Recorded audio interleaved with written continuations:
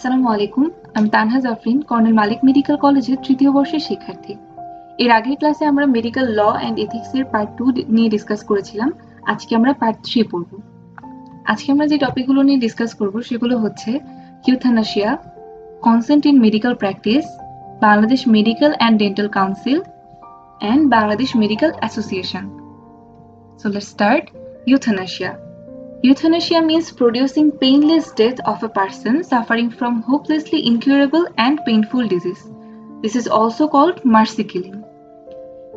এটা মানে বোঝাচ্ছে একজন পার্সন যখন একজন পেশেন্ট অনেক দিন ধরে সাফার করছে একটা ডিজিজে এবং সেটা খুবই পেইনফুল একটা ডিজিজ এবং সেটার কোনো প্রতিকার নেই, এই ক্ষেত্রে পেশেন্টকে পেইনলেস একটা ডেথ দিয়ে দেওয়া হয় পেশেন্টের নিজের ইচ্ছায় বা ইচ্ছা ছাড়া।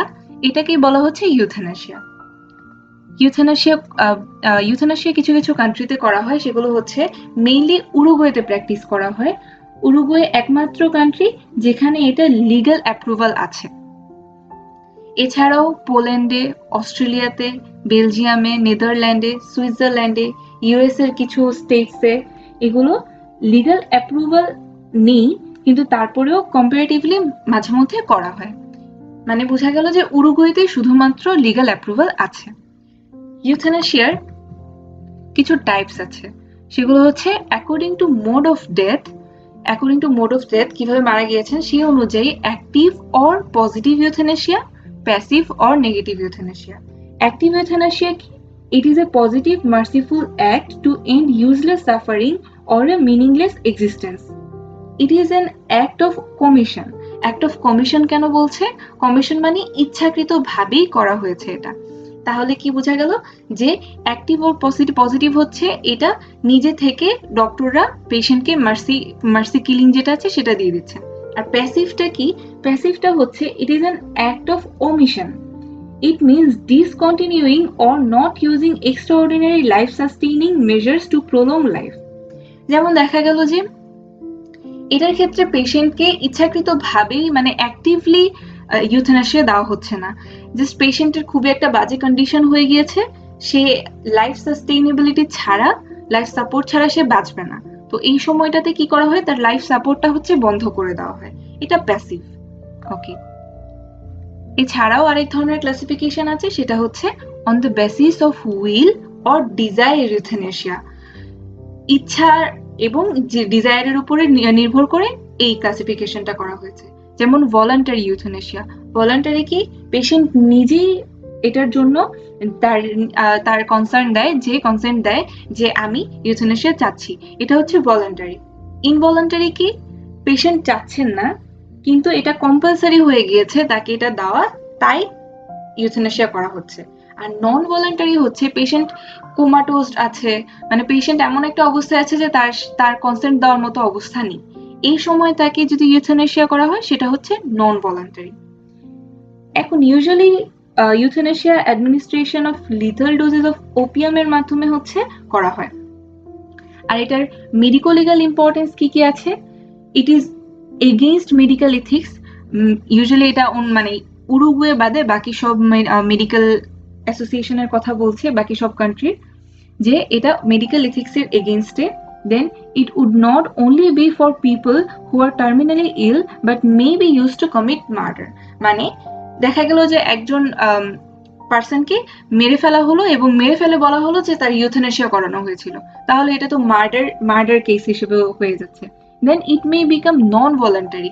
এটা নন ভলান্টারি হতে পারে, নিজের ইচ্ছা ছাড়া পেশেন্টের দেওয়া হচ্ছে।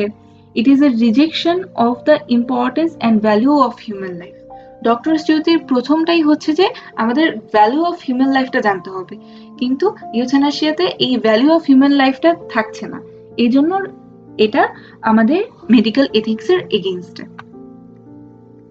তারপরে টপিক হচ্ছে কনসেন্ট ইন মেডিকেল প্র্যাকটিস। এখন কনসেন্ট বলতে আমরা কি বুঝছি? Free and voluntary agreement, approval or permission for compliance of some act. কোনো একটা কাজের জন্য নিজে ফ্রিলি, নিজ ইচ্ছায় স্বেচ্ছায় একটা এগ্রিমেন্ট দেওয়া, ইচ্ছা পোষণ করা এবং পারমিশন দেওয়া যে আমি এই একটা করতে বা করাতে রাজি আছি, এটাই হচ্ছে কনসেন্ট। এখন মেডিকেলের ক্ষেত্রে কিছু টাইপস আছে, যেমন টাইপস অফ কনসেন্ট হচ্ছে implied consent and expressed consent. Expressed এর আবার দুইটা ভাগ আছে, ভার্বাল, রিটেন। ইমপ্লাইড কনসেন্ট হচ্ছে it is a consent which is not expressed by words or in writing but the patient implies by his acts that he has given consent. যেমন ধরো একজন patient যখন একটা ডক্টরের কাছে গিয়ে তার হিস্ট্রিগুলো দিচ্ছে বা তার সমস্যাগুলোর ব্যাপারে বলছে, তখন এই সমস্যাগুলো বলা মানেই কি সে চাচ্ছে যে তার ডক্টরটা তার ফিজিক্যাল এক্সামিনেশন করুক। এটা হচ্ছে ইমপ্লাইড কনসেন্ট, যেটা রিটেন বা ভার্বাল দেওয়া হচ্ছে না, এক্সপ্রেশনের মাধ্যমে বোঝা যাচ্ছে যে আচ্ছা আমার কনসেন্ট দেওয়া হয়ে গেছে। আর এক্সপ্রেসড কনসেন্ট কি?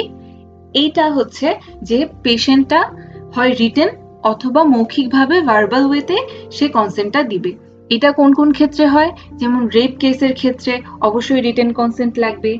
আর ভার্বালের ক্ষেত্রে দেখা যায় যে যখন প্রাইভেট পার্টগুলো আমাদের এক্সামিনেশন করা হচ্ছে সেটার ক্ষেত্রে ভার্বাল কনসেন্ট দিতে পারে পেশেন্ট। এগুলো এরপরে হচ্ছে ইনফর্মড রিটেন কনসেন্ট। যে রিটেন কনসেন্টটা সেটা ইনফর্মড রিটেন কনসেন্ট। এটার কন্ডিশনস, ইনফর্মড রিটেন কনসেন্টের মধ্যে আমি যেটা বলতে চাচ্ছি যে ইনফর্মড রিটেন কনসেন্টের মধ্যে ইন্ডিকেশনস গুলো কি কি, যে আমার এই ক্ষেত্রে আমার রিটেন কনসেন্টটা নিতে হবে ইনফর্মড। যেরকম হতে পারে যে যখন কোনো একটা সার্জারি করা হয় বা কোনো একটা সার্জারির ক্ষেত্রে অ্যাডমিনিস্ট্রেশন অফ জেনারেল অ্যানেস্থেটিক, যখন জেনারেল অ্যানেস্থেটিক দেওয়া হচ্ছে সেই ক্ষেত্রে রিটেন কনসেন্ট নিতে হয় পেশেন্টের। Than any procedure beyond routine physical examination such as operation, blood transfusion, collection of blood, এইসব ক্ষেত্রে যেমন ব্লাড ট্রান্সফিউশন করা হচ্ছে এইসব ক্ষেত্রে এগুলো তো ফিজিক্যাল এক্সামিনেশনের বাইরে, যেগুলো ফিজিক্যাল এক্সামিনেশনের বাইরে সেগুলোর জন্য রিটেন কনসেন্ট নিতে হচ্ছে। এছাড়া যেমন বিভিন্ন ক্রিমিনাল কেসের যে ভিকটিম আছে তাদের এক্সামিনেশনের সময় রিটেন কনসেন্ট নিতে হয়। রেপ কেসের ক্ষেত্রেও রিটেন কনসেন্ট নিতে হয়। দেন মেডিকো লিগাল কেসেস যেরকম আছে প্রেগন্যান্সি, ডেলিভারি, অ্যাবর্শন, এইসব ক্ষেত্রেও রিটেন কনসেন্ট নিতে হয়। এটাই ছিল রিটেন ইনফর্মড কনসেন্টের জন্য। আবার কিছু কিছু কন্ডিশনস আছে যেখানে কনসেন্টটা ইনভ্যালিড হয়ে যায়, conditions where consent is invalid. এই কন্ডিশনগুলো কি? If the consent is given under fear or injury, কোনো একটা ভয় দেখিয়ে বা মারধর করে ইনজুরি দিয়ে যদি হচ্ছে কনসেন্টটা নেওয়া হয় তাহলে সেই কনসেন্টটা invalid. If it is given with misconception of the fact, ভুলভাল বুঝিয়ে একটা কনসেন্ট নিয়ে নেওয়া হলো, মেইন যে পয়েন্টটা সেটা তাকে জানানোই হলো না, এটা হলো ইনভ্যালিড কনসেন্ট। তারপরে if it is given by an insane or intoxicated person, দেখা গেল যে একজন পারসন তার ক্ষমতাই নেই বোঝার যে আসলে এইটা কোন ম্যাটারে তাকে কনসেন্টটা চাচ্ছে, নেচারটা কি এই ম্যাটারের, সেই ক্ষেত্রে এটা ইনভ্যালিড কনসেন্ট। আবার দেখা গেল একজন পারসন যে ইনটক্সিকেটেড, যে যার একটা টক্সিক ম্যাটেরিয়াল বডিতে আছে, অ্যালকোহল খেয়ে আছেন সে, এই রকম অবস্থায় যদি তার কনসেন্ট না হয় সেটাও হবে ইনভ্যালিড। এরপরে আমরা কি পড়বো? Bangladesh Medical and Dental council. Bangladesh Medical and Dental council K short ফর্মে বলা হচ্ছে বিএমডিসি। বিএমডিসি একটা গভর্নমেন্ট বডি বাংলাদেশের, first formed under Bangladesh medical council act in 1973। এটা একটা অ্যাক্ট ছিল, ফার্স্ট ফর্ম করা হয়েছিল এই অ্যাক্টটা হচ্ছে 1973 তে। BMDC was passed by the parliament on 9/4/1980। April মাসে এটা হচ্ছে 1980 সালের 9 তারিখে এটা পাস করেছিল পার্লামেন্ট থেকে, বাংলাদেশ পার্লামেন্ট থেকে। Some members of it are elected and some are nominated. এটার মধ্যে কিছু মেম্বার্স হচ্ছে ইলেক্টেড হয়, ইলেকশনের মাধ্যমে করা হয়, আর কিছু নমিনেটেড থাকে। এটার হেড হচ্ছে একজন প্রেসিডেন্ট ইলেক্টেড হয়। যে ইলেক্টেড হয় কাদের দ্বারা? যারা ওই মেম্বার্স, ওই বিএমডিসির মেম্বার্স, তাদের দ্বারাই সে ইলেক্টেড হয় president. And he or she shall hold office for a term not exceeding 3 years. 3 বছরের বেশি সে এই অফিস হোল্ড করতে পারবেন না। আর এই বিএমডিসিটা বাংলাদেশের কোথায় আছে? ঢাকায়। কোথায়? লোকেটেড অ্যাট 203 শহীদ সৈয়দ নজরুল ইসলাম সরণিতে, ঢাকা 1000। ওকে, এখন আমরা ফাংশনগুলো পড়ি। ফাংশনস অফ বিএমডিসি কি? ফার্স্ট ফাংশনই হচ্ছে recognition and registration of medical qualifications and medical professionals. এটার মধ্যে কি পড়ে? যে রিকগনিশন করতে পারবে মেডিকেল আর ডেন্টাল যে কোয়ালিফিকেশন গুলো আছে সেগুলো বিভিন্ন যখন মেডিকেল এন্ড ডেন্টাল ইনস্টিটিউশন থেকে দেওয়া হচ্ছে বাংলাদেশে, এইগুলোকে হচ্ছে রেকগনাইজ করবে। তারপরে এগুলোর যে রেজিস্ট্রেশন হচ্ছে, registration of medical qualification medical and dental প্র্যাকটিশনারদের, সেটা তারা রেকগনাইজ করতে পারবেন। রেজিস্ট্রেশন অফ মেডিকেল অ্যাসিস্ট্যান্ট, যে মেডিকেল অ্যাসিস্ট্যান্টরা পড়ছেন তাদের রেজিস্ট্রেশনটাও করে বিএমডিসি। তারপরে withdrawal of recognition of medical and dental institutions, বিভিন্ন ধরনের মেডিকেল অ্যান্ড ডেন্টাল ইনস্টিটিউশনকে উইথড্র করতে হলেও এরাই বিএমডিসি সেটা রেকগনাইজ করে থাকে। সেকেন্ড ফাংশন কি? Administrative function. অ্যাডমিনিস্ট্রেটিভ ফাংশনের মধ্যে কি করছে, যখন কোনো একজন মেডিকেল প্রফেশনাল ইনফেমাস কন্ডাক্ট করছেন তখন মেডিকেল বা ডেন্টাল প্র্যাকটিশনার তাকে ওয়ার্নিং দেওয়া। সেকেন্ড হচ্ছে তার লিগ্যাল পাওয়ারটাও ইরেজ করে দেওয়া যায়, ইরেজ করে দেওয়া বা রেজিস্ট্রেশনটাকে ইরেজ করে দেওয়া বিএমডিসি পারবে। Then action against use of false title and degree, কেউ যদি ডক্টর বা ডেন্টাল মেডিকেল অ্যান্ড ডেন্টালের কোনো একটা রেজিস্ট্রেশন বা কোনো একটা ডিগ্রি হচ্ছে ফলস টাইটেল দিয়ে তৈরি করে, সেটার এগেইনস্টেও অ্যাকশন নিতে পারবে। তারপরে মেনটেনেন্স করবে, এই যে রেজিস্ট্রেশনগুলো হচ্ছে মেডিকেল অ্যান্ড ডেন্টাল প্রফেশনালদের প্র্যাকটিশনারদের, সেইটার যে মেনটেনেন্স সেটাও বিএমডিসি করে থাকে। তারপর বিভিন্ন ধরনের যে মেডিকেল প্র্যাকটিশনারদের লিস্টগুলো বের হয়, যে রেজিস্টার্ড মেডিকেল প্র্যাকটিশনারদের লিস্ট বের হয়, সেটাও পাবলিকেশন হয় বিএমডিসি থেকে। এর পরের ফাংশন কি? Academic function. একাডেমিক ফাংশনটা হচ্ছে এরা হচ্ছে যে স্ট্যান্ডার্ড, যে মেডিকেল এডুকেশনের যে স্ট্যান্ডার্ডটা আছে সেটা আন্ডার গ্রাজুয়েট বা পোস্ট গ্রাজুয়েট কারিকুলামগুলো বিএমডিসি মেনটেন করে থাকে। তারপরে ফরেন কান্ট্রির সাথে আমাদের বাংলাদেশের যে এডুকেশনের যে কোরিলেট করাটা, সেটাও বিএমডিসি করে। তারপর বিভিন্ন ধরনের অর্গানাইজেশন বা বিভিন্ন জার্নালগুলো যে বের হচ্ছে বিভিন্ন অর্গানাইজেশন থেকে, সেগুলো অ্যাপ্রুভ করার দায়িত্ব হচ্ছে বিএমডিসির। আর কিছু আদার ফাংশনস থাকে, যেমন কালচারাল অ্যাক্টিভিটিস, কোনো একটা হোস্টেল ভিজিট করা, স্পোর্টস এর ক্ষেত্রে কমন রুম দেওয়া কোনো একটা ইনস্টিটিউশনে, এগুলো বিএমডিসি দেখে থাকে বাংলাদেশে। ওকে, এর পরের টপিক হচ্ছে বাংলাদেশ মেডিকেল অ্যাসোসিয়েশন, এটাকে শর্ট ফর্মে বলা হচ্ছে বিএমএ। বাংলাদেশ মেডিকেল অ্যাসোসিয়েশন কখন এটা অর্গানাইজড হয়? Organization of registered medical practitioners, যারা মেডিকেল প্র্যাকটিশনার রেজিস্টার্ড হয়ে গিয়েছেন তারা হচ্ছে বিএমএ মেম্বার্স।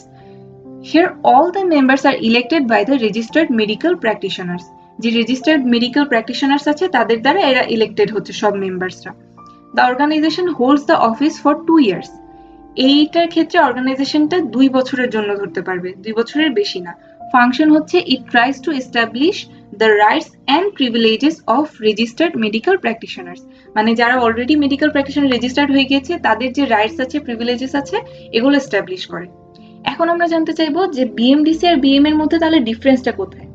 বিএমডিসি কিন্তু একটা গভর্নমেন্ট বডি, এটা আগেই বলেছি, আর বিএমএ হচ্ছে একটা নন গভর্নমেন্ট অর্গানাইজেশন। বিএমডিসির মধ্যে কিছু কিছু মেম্বার্স ইলেক্টেড থাকে আর কিছু কিছু মেম্বার্স নমিনেটেড থাকে, আর বিএম এর মধ্যে সব মেম্বার্সরাই ইলেক্টেড থাকে। তারপরে বিএমডিসির মধ্যে সব ধরনের মেডিকেল অ্যান্ড ডেন্টাল যে এডুকেশন আছে, প্রফেশন আছে, সেগুলো রুলস এন্ড রেগুলেশন মেইনটেনেন্স হয়। আর বিএম এর কাজ কি? যারা মেডিকেল প্র্যাকটিশনার্স আছে তাদের যে রাইটস এন্ড প্রিভিলেজেস সেটা মেইনটেইন করা।